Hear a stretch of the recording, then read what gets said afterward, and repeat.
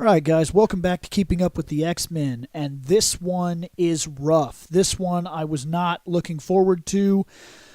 I was asked a question when a certain post came out on Twitter. It said, I just turned in the last pages to Jean Grey, and it's been a wonderful trip. And a lot of people started asking me, which I was surprised, believe it or not, because I don't believe my show is exactly taking off, but a couple of the people here, like I got 7 responses overnight of people asking me if Jean Grey was actually canceled, and I said I was going to withhold my judgment, but I believe it was. And certainly, as information has made its way forward, it is canceled. Jean Grey is the 3rd book to get the boot in this X-Men line, and this one hurts me. I was in love with this book. This is easily one of my favorite books, one of the books I looked forward to going and picking up my books, my X-Men books, every week. But every single time I got a Jean Grey book, I was happy, and it moved to the top of my list so that I could read it and review it here. And it's done. It got 11 books. Jean Grey solo series got 11 books. That kills me. That straight up kills me. I really enjoyed her book. I did, guys. This was one of the ones that I primarily looked forward to every time it came out. And now the only thing we're left to talk about, I believe, in terms of this show, I think I need to review 10 and 11 for Jean Grey, and we're done with her. It is true that there's going to be a new book called X-Men Red, and X-Men Red is going to talk about, it's going to be about the original Jean, the adult Jean, coming back to life, finally coming back into the world, reestablishing herself and finding her place in the world as it stands today, because there's a lot that's changed since she was out of the X-Men. And, you know, it sucks. It really sucks. The Jean Grey book was starting to mess with the Phoenix idea.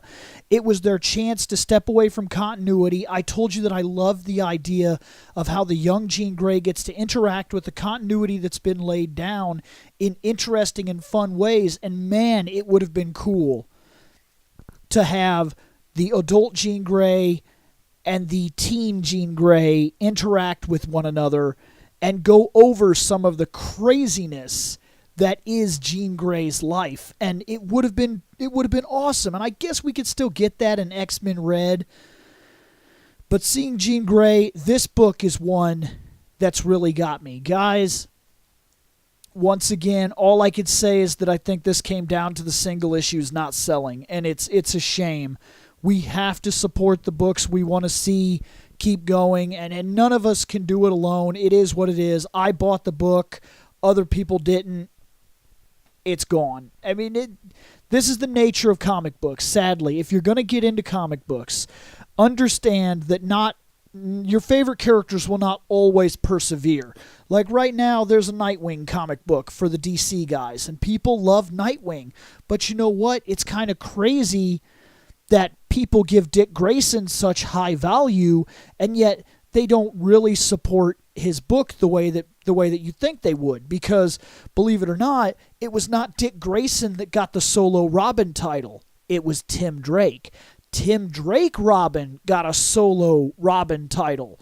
And then, years later, we get the Nightwing book. Well, the Nightwing book is going well, but look, guys, you better support that book, because just like mine right here, Jean Grey is one of my all-time favorite X-Men, so when she got her own book, I ran to it. I got it. I got the first book and went from there. I got every single one of these 11 books, and I guess I'm glad that I have the entire run, but I'm not glad that it ended so soon. And the same thing, I had a shock of disappointment back when the X-Men 92 came out. I believe that's what it was called, and that only ran like 15 issues or something, and then it died as well. So, I mean, this is becoming a common issue Ha ha ha ha.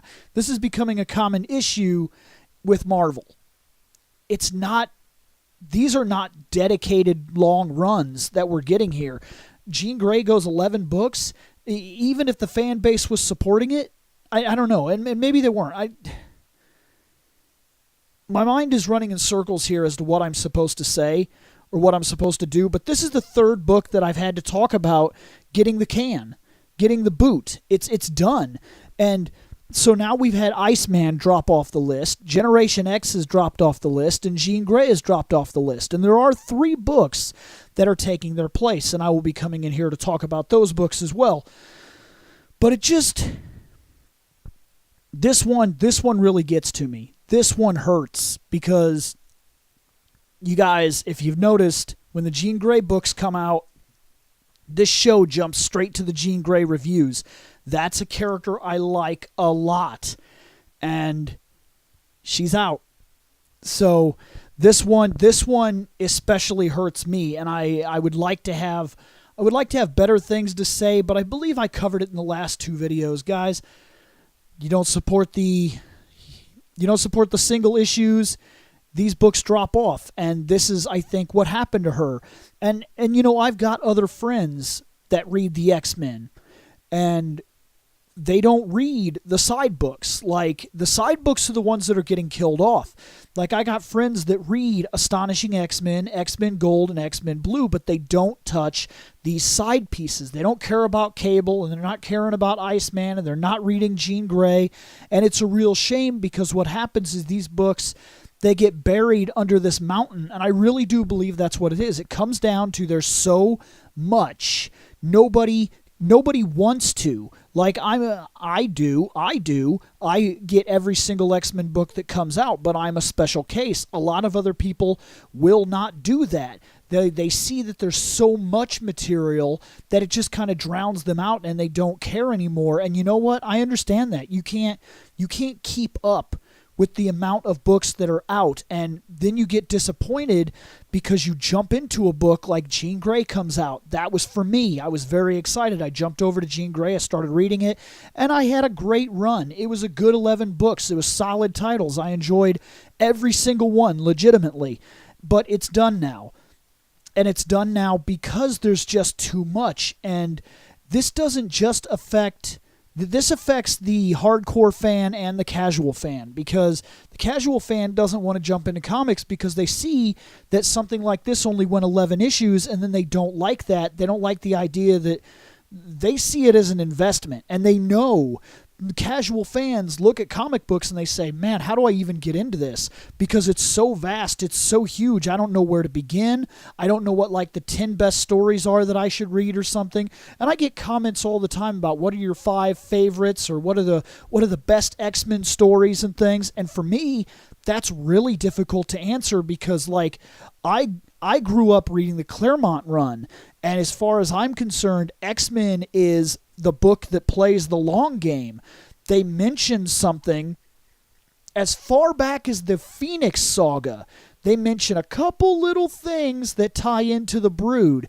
Then it's not till well after the Dark Phoenix Saga, which, by the way, from Jean Grey's death to the Phoenix to the Dark Phoenix up to the Brood, I think to the death of the Dark Phoenix, I think that might even be almost 2 years of like long, well thought out, good storytelling.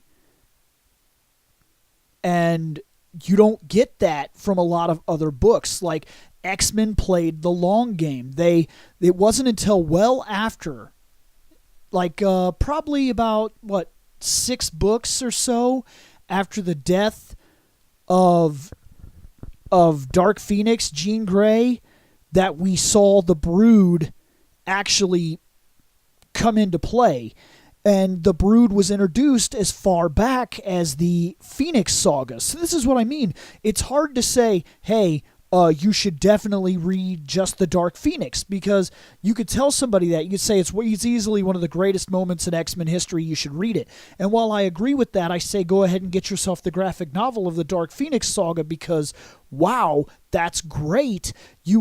you haven't yet read the Phoenix Saga. You don't know what led into that. And then there were moments before that that played into how they got captured and what the Sentinel program was, and just one thing after another that finally leads us all the way down the line to Phoenix Rising, which is the quote-unquote retcon that allowed them to bring Jean Grey back to life, because the idea was, the main editor said, Jean Grey committed mass genocide. She's a villain. She cannot come back. We do not bring villains back from the dead. Now that whole ideal has definitely changed, but you get the idea. She was considered that she couldn't be saved, that you can't bring Jean Grey back because Jean Grey is a monster. And whether she was under the influence or not, she committed mass genocide and she can't come back and just be a hero. Marvel would not allow it at the time. So there was this story that was enacted for Phoenix Rising in order to give us a way to bring Phoenix, not bring Phoenix, but to bring Jean Grey back and give her an out so that she wasn't the one that necessarily did those things. And that's playing the comic book game, and that's good and fine. But now do you get the idea that I just laid down all this massive continuity, and this is continuity that's laid down over the course of like nearly 6 years. Like, it's a lot. And people expect, especially the casuals, when they know that this is what comic books are like, they expect that if they're getting into it, they're about to play the long game. They're about to move from... the second you get a pull list, you have left casual territory. You are seeing what happens every single week in a book moving forward and keeping up with the flow of comics and getting into the mass, giant world that is comic books and superheroes and crossovers and yada yada. And this is it.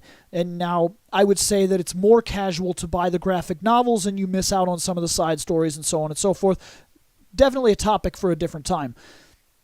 But when you see a book like Jean Grey that comes out and it only goes 11 issues, it makes it so you don't want to get into this game. You don't want to be a part of this game.